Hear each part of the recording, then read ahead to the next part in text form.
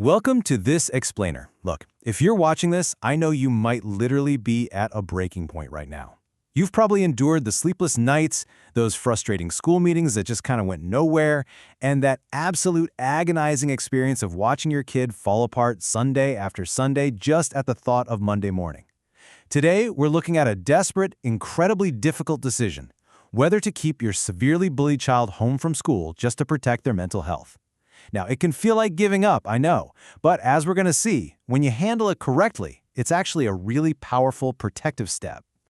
Okay, let's dive into this.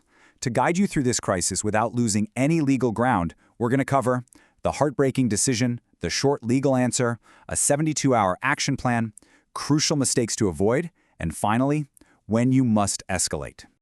Starting right off with Section 1, the heartbreaking decision, reaching the breaking point. By the time you're seriously considering keeping your child home, well, the situation has usually been building up for way longer than anyone outside your family even realizes. Your child's distress is real, it's visible, and it's deeply concerning. So, if you are at this breaking point, let this sink in. You are not choosing between your child's education and their well-being. You are trying to protect both at the exact same time. Keeping a kid home definitely carries real consequences, for sure, but you are absolutely justified in seeking a safe harbor for them right now. Right now, you're caught in this terrifying tug-of-war. On one side, your child's immediate emotional and physical well-being is pulling you in one direction, and on the other side, state attendance laws and that terrifying risk of truancy are pulling you the complete opposite way. It's an incredibly stressful balancing act, right? And it's made so much worse by a lack of clear information about where those legal lines are actually drawn. Which brings us to Section 2, the short legal answer, navigating the boundaries. Okay, it's time to shift our mindset from desperate to purposeful. This is the exact energy you need to adopt when dealing with the school from here on out. So, the absolute most pressing question on your mind, can you legally keep them home? The firm, short answer is yes. Yes, you can. Parents are not legally required to send a child to school on any given specific day. Surprisingly enough, the law actually gives you a built-in mechanism for this. It's called a protected absence. Basically, this is a short-term absence for legitimate reasons. And yes, that absolutely includes a mental health crisis, provided it's supported by medical and written documentation. Now, this is vitally different from truancy. Truancy creates massive legal problems, causes gaps in learning, and honestly, worse than that, it erases the school's accountability for what drove your child out in the first place. We really need to completely reframe this idea of staying home. This absence, it is not a withdrawal. It is a documented request for a safe environment. You see, the school's obligation to your child doesn't just magically stop just because they aren't physically sitting inside the building. In fact, if you handle it properly, this absence serves as formal documentation of the harm the school has failed to prevent. Let's move into Section 3, the 72-hour action plan, your strategic playbook.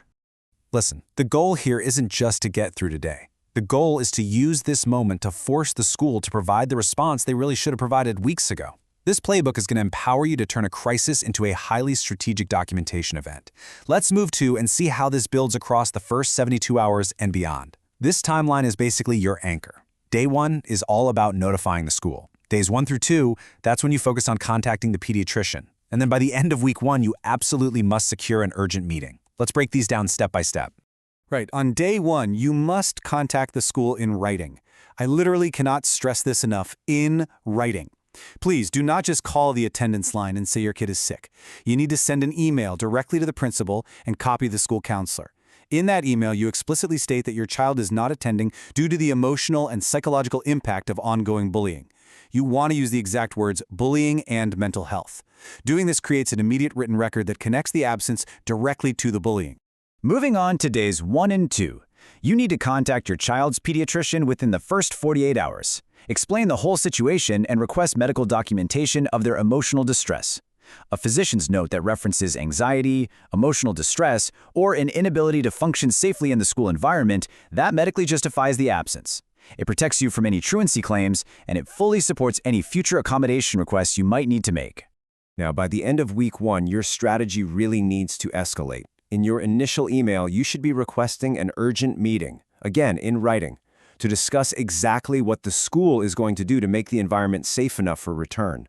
Crucially, you've got to ask what alternative educational services they're going to provide during the absence, like homebound instruction or remote access.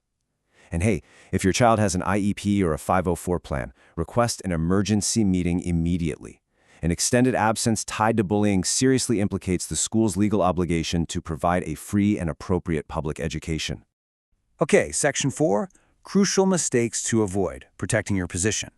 A protective absence can actually turn into a major legal liability super quickly if you make certain missteps. We want to make sure you protect your position. So here are your absolute do-nots. First, like we just talked about, do not just call in sick. Second, do not frame this as some personal decision you're making unilaterally. You have to frame it as a direct response to an unsafe school environment. Third, do not allow the absence to become a substitute for escalation.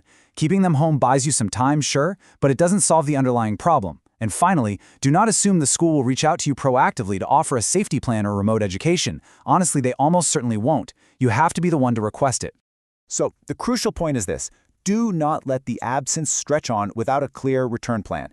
Taking a day or two to stabilize, that's completely defensible. But going a week or more without documentation, without a meeting request, and without a return plan, well, that starts to look an awful lot like truancy to the district. The longer a child is out, the harder a return actually becomes, both clinically and logistically. Which leads us to our final section, Section 5, when you must escalate, recognizing school failure. Remember, the absence is meant to accelerate the school's accountability, not completely replace it. You really need to know exactly how to recognize when the school's response is legally and functionally inadequate. Basically, you must escalate if you hit specific roadblocks. For example, if the school responds to your written notification with truancy warnings instead of a safety plan, escalate to the district superintendent immediately. If there's zero response to your meeting request in 3 to 5 days, follow up in writing and copy that superintendent.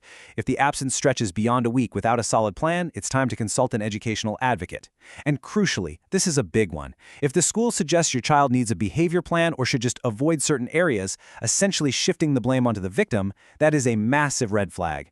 And of course, if your child's clinical condition worsens at any point, please seek immediate mental health crisis resources. And this brilliantly illustrates the ultimate rule governing this entire process. Keep a daily symptom log and put every single request in writing.